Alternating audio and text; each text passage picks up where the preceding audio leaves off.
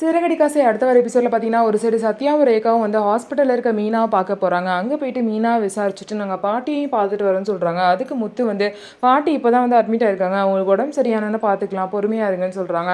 அதுக்கப்புறம் நீங்கள் சீக்கிரமாக வந்து தனியாக சம்பாரித்து வீடு பார்த்து போங்க, இந்த வீடு உங்களுக்கு வசதி இருக்காதுன்னு சொல்கிறாங்க. ரேகாவும் அதுதான் கரெக்டு, இப்போ வேறு சீதா வேறு வந்துட்டாங்க, அதனால் தனியாக தான் போகணுன்னு சொல்கிறாங்க. சத்யா வந்து பொறுமையாக இருக்கலாம், கொஞ்சம் கொஞ்சம் மாதம் கழிச்சு போய்க்கலாம் அப்படின்னு சொல்கிறாங்க.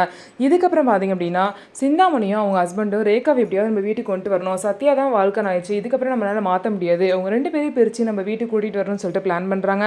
அதனால நம்ம 2 பேருக்கு யாருக்காவது ஒருத்தருக்கு உடம்பு முடியாமல் நடிக்கணும், அப்போ தான் அவளை கொண்டு வர முடியும் அப்படின்னு சொல்லிட்டு பிளான் போட்டுட்ருக்காங்க. அதுக்கப்புறம் மனோஜ் வந்து பார்த்திங்கன்னா கனகாவோட அம்மா டார்ச்சர் தாங்க முடியாமல் கனகாவை கூட்டிகிட்டு பார்க்குக்கு போகிறாங்க. அங்கே வந்து பார்த்திங்கன்னா அதே பார்க்குக்கு பார்வதி வீடியோ எடுக்க சிவன் கூட வந்திருக்காங்க. பார்வதி வந்து மனோஜை வந்து அந்த பொண்ணு கூட பார்த்துருவாங்களா, என்ன நடக்க போகுது அப்படின்னு சொல்லிட்டு வெயிட் பண்ணி பார்க்கலாம்.